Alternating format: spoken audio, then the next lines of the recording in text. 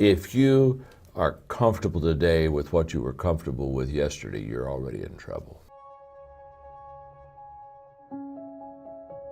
Nobody ever went uphill by accident.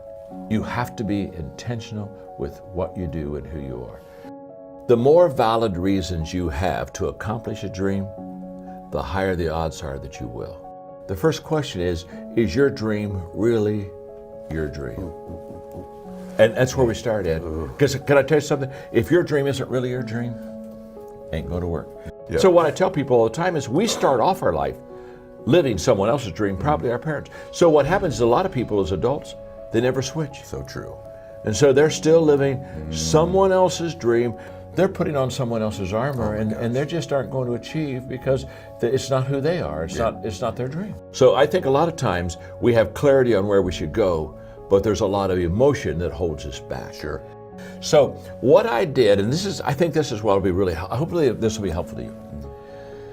Whenever you're making a transition that's kind of out of your strength zone, or certainly brand new like this was, I ask a lot of questions and I listened.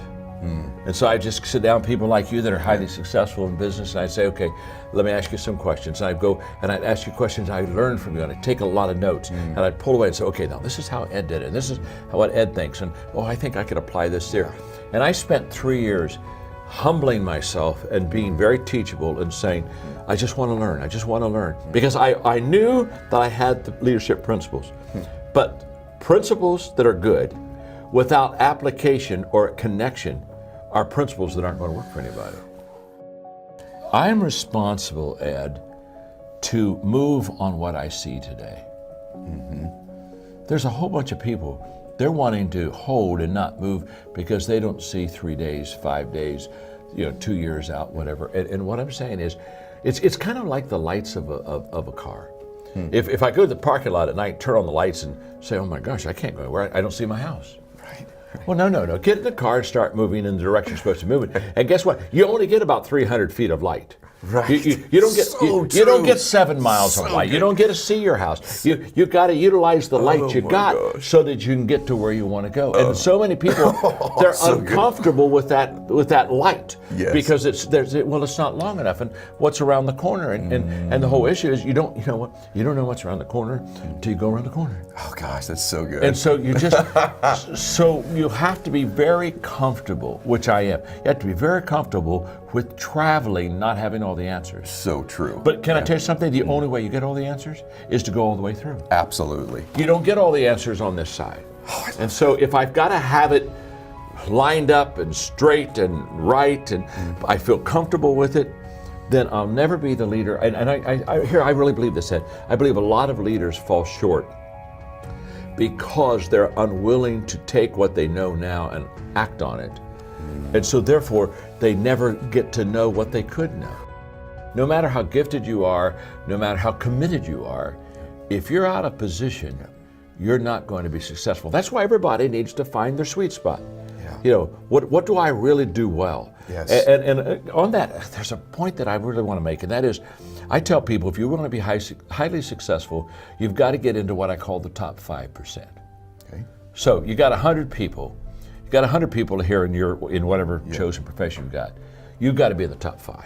Yes. You got to get there, and you can only get to the top 5 if you're in your sweet spot.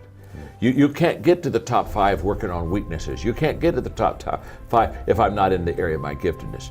So you got to find out what you're good at, because that'll give you, if you're committed and if you got a good strategy and all this other, you got a good team around you, then that'll allow you to get in that top 5. And once you're in that top 5%, you're in good shape. You're going to do very well. And I tell them, it doesn't matter what your profession is, you got to get in the top 5%, and you can only get in the top 5% if you're in your position, if you're in your sweet spot.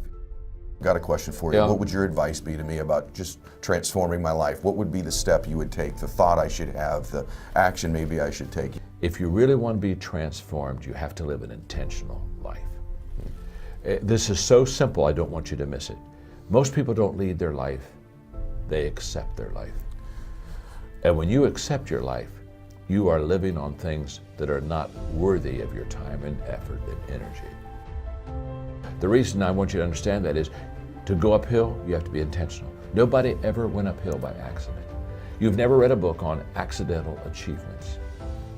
You have to be intentional with what you do and who you are.